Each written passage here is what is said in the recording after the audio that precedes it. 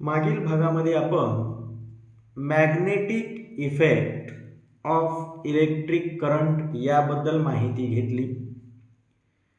Electric करंटमुळे magnetic field कसे तयार होते याबद्दलची आपण माहिती घेतली. इलेक्ट्रिक करंट आणि त्यामुळे निर्माण होणारं मॅग्नेटिक फील्ड या दोघांचंही डायरेक्शन एकमेकांशी कसं असतं ते आपण राईट हँड थंब रूलच्या साहाय्याने पाहिलं.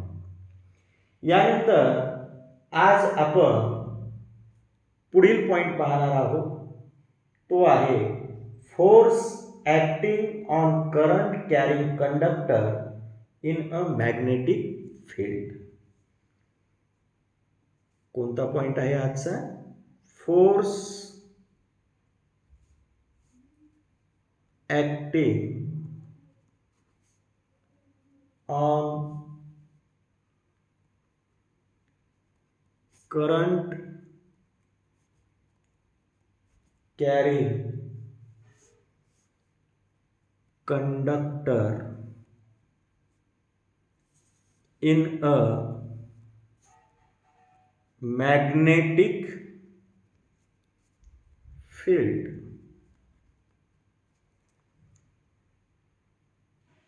म्हणजे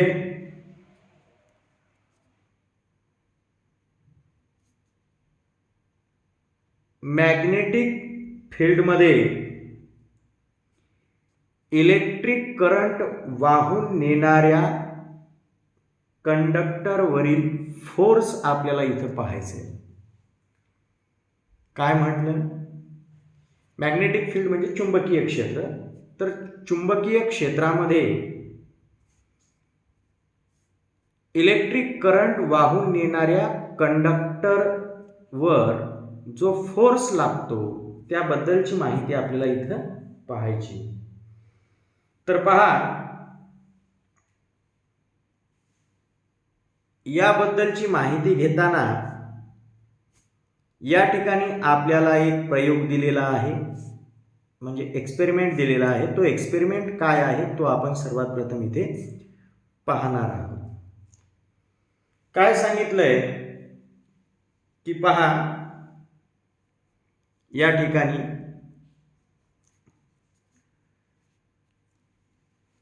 आपल्याला काही साहित्य घ्यायला सांगितलेलं आहे, म्हणजे मटेरियल घ्यायला सांगितलेलं आहे.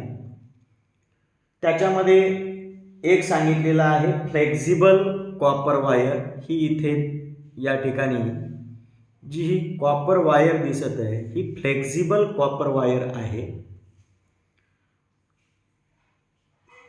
त्यानंतर स्टँड, इथे एक स्टँड आहे, हा एक स्टँड आहे. त्यानंतर इलेक्ट्रिक सेल, त्यानंतर हॉर्सशू मॅग्नेट. हा horseshoe magnet strong magnetic field निर्माण करतो, त्यासाठी हा हॉर्सशू मॅग्नेट. तर या प्रकारचं साहित्य म्हणजेच मटेरियल आपल्याला या एक्सपेरिमेंटसाठी लागणार आहे. मग आता हा एक्सपेरिमेंट जो आहे तो कसा करायचा, म्हणजेच त्याची प्रोसिजर आपण इथे पाहूया. पहा, या डायग्राम मध्ये दाखवल्याप्रमाणे आपल्याला एक फ्लेक्झिबल कॉपर वायर या स्टँडला इथे फिक्स करायची. म्हणजे या स्टँडचा वरचा पॉइंट आणि हा खालचा जो पॉइंट आहे याच्या दरम्यान आपण एक कॉपर वायर फिक्स केली. ती अशा पद्धतीने आपण फिक्स केली की ही कॉपर वायर या हॉर्सशू मॅग्नेटने या ठिकाणी जे मॅग्नेटिक फील्ड निर्माण केलंय त्या मॅग्नेटिक फील्ड मधून ही तार जाते. Means we have fixed the copper wire in such a way that it passes through the magnetic field of horseshoe magnet. Now this copper wire we have to connect in the electric circuit. यानंतर आपल्याला काय करायचंय की ही जी copper wire आहे ही copper wire आपल्याला या electric सर्किटमध्ये connect करून घ्यायची. इलेक्ट्रिक सर्किट तयार करण्यासाठी हे कंडक्टिंग वायर हे सेल आणि प्लग की या ठिकाणी जोडलेला आहे. आणि अशा पद्धतीने ही इलेक्ट्रिक सर्किट आपण कंप्लीट केलेली आहे. यानंतर पुढे ऐका आता. जोपर्यंत या कॉपर वायर मधून करंट जात नाही, means this circuit is open, means the current is not flowing through this circuit. At such time this copper wire it will remain straight.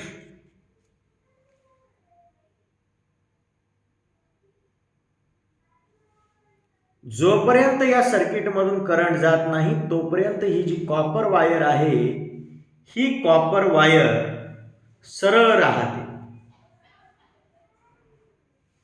पण जेव्हा पहा काय म्हटलं ते लक्षात घ्या. But when the current flows through this circuit, आपण ही plug की क्लोज केली की आता काय होतं या सर्किट मधून करंट फ्लो होतो. And when the current flows from top to bottom, पहा मॅग्नेटिक फील्डचं डायरेक्शन नॉर्थ टू साऊथ आहे, करंटचं डायरेक्शन टॉप टू बॉटम आहे. लक्षात घ्या. When the current passes through this circuit from top to bottom, current वरून खाली जात आहे. At such time this wire means this copper wire it bends and come into the position C. काय म्हटलं मी ते इथे लक्षात घ्या. आपण या ठिकाणी या डायग्राम मधला थोडासा भाग काढूया. पहा हे हॉर्सशू मॅग्नेट,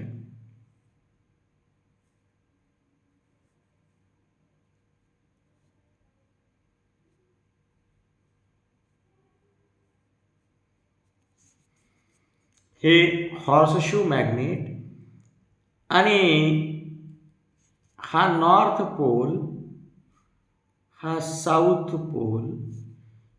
नॉर्थ पोलकडून साऊथ पोलकडे याप्रमाणे मॅग्नेटिक फील्ड आहे असं आपण गृहीत धरू. आणि या दोन्ही पोलच्या आतमधून आपण हा कॉपर वायर नेलेला आहे. ठीक आहे, हा कॉपर वायर इथं दाखवलेला हा कॉपर वायर. जेव्हा current top to bottom flow होतं, टॉप टू बॉटम जेव्हा करंट फ्लो होतं त्यावेळी ही जी कॉपर वायर आहे ही बेंड होते. कुणीकडे बेंड होते? या सी पोझिशनकडे बेंड होते असं त्यांनी सांगितलं. ही कॉपर वायर आता कुणीकडे बेंड झाली? या सी पोझिशनकडे बेंड झाली. ठीक आहे.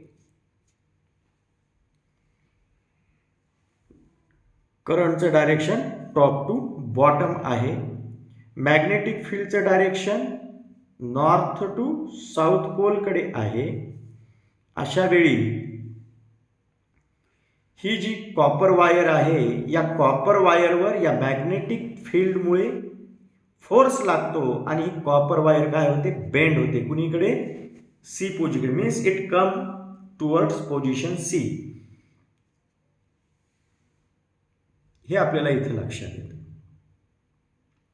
पण जेव्हा करंटचं डायरेक्शन बॉटम टू टॉप असतं, याच्यासाठी काय केलं आपण, हा जे या ठिकाणी जे हे सेल आहेत, हे सेल आपण काय केले, रिव्हर्स कनेक्ट केले. म्हणजे आपण इंटरचेंज केले या सेलचे टर्मिनल्स. या सेलचा निगेटिव्ह टर्मिनल पॉझिटिव्ह कडे जोडला आणि पॉझिटिव्ह टर्मिनल आता निगेटिव्ह कडे जोडला. म्हणजे we have interchanged the terminals of these cells.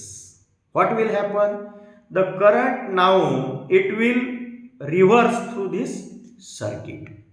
आता करंट या सर्किटमधून रिव्हर्स होईल. म्हणजे आता करंट हे बॉटम कडून टॉप कडे फ्लो होईल, बॉटम कडून टॉप कडे फ्लो होईल. At such time the wire it, this copper wire it bends towards B position. आता ही वायर बी पोझिशन कडे काय होते, या ठिकाणी शिफ्ट होते. कॉपर वायर शिफ्ट होते, एकदा सी पोझिशन कडे आणि एकदा बी पोझिशन कडे. हे अपोजिट डायरेक्शनला का शिफ्ट होते आता, कारण करंटचं डायरेक्शन रिव्हर्स झालेलं आहे. जेव्हा करंट वरून खाली या कॉपर वायर मधून जात होतं, तेव्हा ही कॉपर वायर याच्यावर मॅग्नेटिक फोर्स लागला आणि कॉपर वायर सी या पोझिशन कडे शिफ्ट झाली. म्हणजे फोर्स या डायरेक्शनने लागला.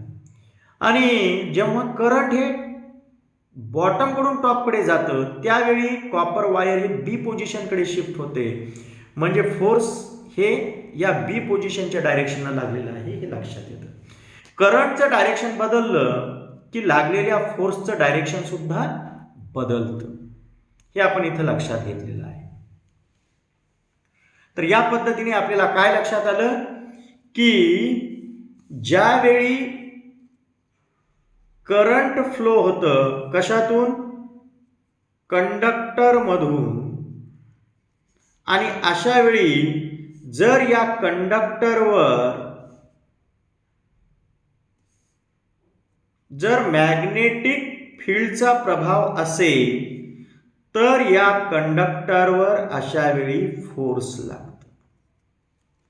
काय म्हटलं ते लक्षात घ्या की ज्या कंडक्टर मधून करंट जात आहे, हे कंडक्टर जर मॅग्नेटिक फील्डच्या सानिध्यात असेल तर अशा वेळी या मॅग्नेटिक फील्डद्वारे या कंडक्टरवर फोर्स लागतो, ज्यामुळे कंडक्टर काय होतो, मूव्ह होतो. हे आपल्याला इथे लक्षात येतं.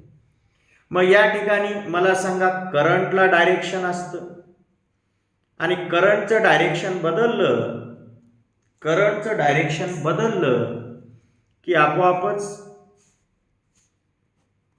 या ठिकाणी या फोर्सचं डायरेक्शन सुद्धा काय होतं, बदलतं. म्हणजे फोर्सला सुद्धा डायरेक्शन असतं. बरं, याच्याशिवाय आता काय केलं पहा. या ठिकाणी आपण काय केलं की या ठिकाणी काय केलं आपण की आता हा जो या ठिकाणी आपण हॉर्सशू मॅग्नेट घेतलेला आहे, आता या हॉर्सशू मॅग्नेटचा नॉर्थ पोल हा आता साऊथ पोल जवळ ठेवला आणि साऊथ पोल नॉर्थ पोल जवळ आणला. Means if we have changed the poles of this horseshoe magnet, we have interchanged the poles of horseshoe magnet. म्हणजे आता या ठिकाणी आपण साऊथ पोल आणला आणि या ठिकाणी कोणता आणला, नॉर्थ पोल. तर आता तुम्हाला काय लक्षात येतं की करंट बॉटम कडून टॉप कडून बॉटम कडे जेव्हा करंट फ्लो होतं, आता हे कॉपर वायर किंवा हा जो कंडक्टर आहे तो आता सी पोझिशन कडे शिफ्ट न होता तो आता बी पोझिशन कडे शिफ्ट होतो. म्हणजे मॅग्नेटिक फील्डचं जर डायरेक्शन चेंज केलं आता आपण, आपण काय केलं की आता साऊथच्या ठिकाणी नॉर्थ पोल आणि नॉर्थच्या ठिकाणी साऊथ पोल असा घेतलेला आहे. म्हणजे इथं मॅग्नेटिक फील्डचं डायरेक्शन आता रिव्हर्स झालं आणि मॅग्नेटिक फील्डचं डायरेक्शन रिव्हर्स झालं की लागलेल्या या कंडक्टरवरील फोर्सचं डायरेक्शन सुद्धा रिव्हर्स होतं. काय होतं? या कंडक्टरवर लागलेला फोर्स याचं डायरेक्शन सुद्धा रिव्हर्स होतं. म्हणजे सरळच आहे की कंडक्टरवर जो फोर्स लागत आहे त्याचं डायरेक्शन कोणाकोणावर डिपेंड आहे? करंटच्या डायरेक्शनवर आणि मॅग्नेटिक फील्डच्या डायरेक्शनवर डिपेंड आहे. करंटचं डायरेक्शन बदललं तर फोर्सचं डायरेक्शन बदलतं किंवा मॅग्नेटिक फील्डचं डायरेक्शन बदललं तरीही फोर्सचं डायरेक्शन बदलतं हे आपल्याला लक्षात येतं. आता या ठिकाणी आपण एक गोष्ट लक्षात घेतली पाहिजे. मला सांगा करंटचं डायरेक्शन वरून खाली आहे, ठीक आहे. अशा वेळी मॅग्नेटिक फील्डचं डायरेक्शन सुरुवातीला हे नॉर्थकडून साऊथकडे होतं, ठीक आहे. तर कंडक्टर जो शिफ्ट झालेला आहे म्हणजे कंडक्टरवर जो फोर्स लागलेला आहे त्या फोर्सचं डायरेक्शन जर आपण पाहिलं तर हे तिन्ही डायरेक्शन एकमेकांना परपेंडिक्युलर आहे. कसे आहेत? एकमेकांना परपेंडिक्युलर आहेत. आपल्याला एक गोष्ट इथं काय स्पष्ट होते की जर मॅग्नेटिक फील्डमधून जर करंट कॅरिंग कंडक्टर जात असेल तर त्या कंडक्टरवर फोर्स लागतो. काय लागतो? फोर्स लागतो. तर असं जे या ठिकाणी आपण हा जो एक्सपेरिमेंट पाहिलेला आहे या एक्सपेरिमेंटमध्ये आपल्याला तेच लक्षात येतं. पहा, हा करंट कॅरिंग कंडक्टर आहे, याला आपण या मॅग्नेटिक फील्डच्या सानिध्यात ठेवलंय आणि जेव्हा या करंट कॅरिंग कंडक्टरमधून करंट फ्लो होतं तेव्हा या कंडक्टरवर फोर्स लागतो. काय लागतो? फोर्स लागतो. त्यामुळे कंडक्टर हा काय होतो? त्याच्या मूळ जागेवरून शिफ्ट होतो. तर या पद्धतीने आपल्याला या तीन गोष्टी लक्षात आलेल्या आहेत. कोणकोणत्या? जर कंडक्टरमधून करंट जात असेल आणि तो कंडक्टर मॅग्नेटिक फील्डच्या सानिध्यात असेल तर त्या कंडक्टरवर फोर्स लागतो हे आपल्याला लक्षात येतं. आणि या तिघांच्या म्हणजे करंट, फोर्स आणि मॅग्नेटिक फील्ड या तिघांचं डायरेक्शन एकमेकांना कसं असतं ते आपल्याला फ्लेमिंगच्या लेफ्ट हँड रूलने सांगता येतं.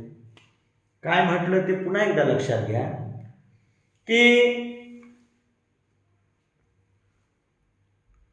कंडक्टरमधील करंटचं डायरेक्शन, कंडक्टरवर लागलेलं मॅग्नेटिक फील्डचं डायरेक्शन, यामुळे कंडक्टरवर जो फोर्स निर्माण होतो त्याचं डायरेक्शन, या तिघांचं डायरेक्शन एकमेकांशी कसं रिलेटेड असतं ते आपल्याला फ्लेमिंगच्या लेफ्ट हँड रूलच्या साहाय्याने सांगता येतं.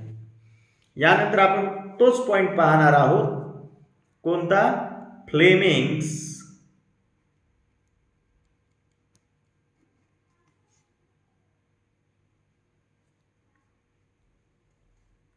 लेफ्ट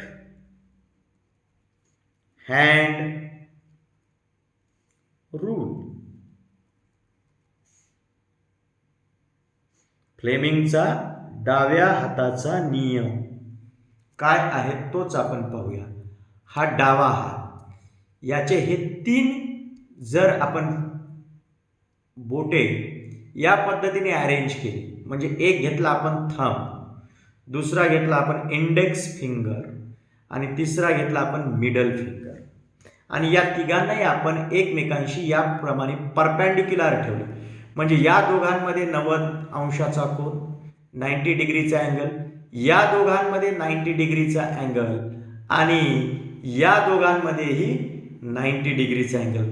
म्हणजे या पद्धतीने जर ही तीनही बोटं आपण एकमेकांना परपेंडिक्युलर ठेवली तर अशा वेळी याच्यातील जो हा थंब आहे, हे मिडल फिंगर आहे आणि ही इंडेक्स फिंगर आहे, हे तिघही आपल्याला करंट, मॅग्नेटिक फील्ड आणि फोर्सचं डायरेक्शन दाखवतात. ते कसं ते आपण इथे पाहूया. पहा, या ठिकाणी लक्षात घ्या पहा, व्यवस्थितपणे लक्षात घ्या. फ्लेमिंग्स लेफ्ट हँड रूल हा आपल्याला इथं लक्षात घ्यायचा आहे. पहा, when we have stretched thumb, index finger and middle finger perpendicular to each other at such time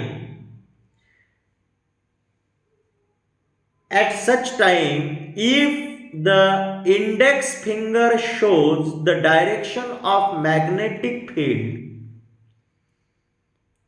अशा वेळी जर इंडेक्स फिंगर म्हणजे हे इंडेक्स फिंगर जर आपल्याला कोणाचं डायरेक्शन दाखवत असेल, मॅग्नेटिक फील्डचं डायरेक्शन दाखवत असेल, and the middle finger shows the direction of current. पहा, इंडेक्स फिंगर आपल्याला मॅग्नेटिक फील्डचं डायरेक्शन दाखवत असेल, मिडल फिंगर आपल्याला करंटचं डायरेक्शन दाखवत असेल, तर अशा वेळी हा जो थंब आहे it will show the direction of force on the conductor.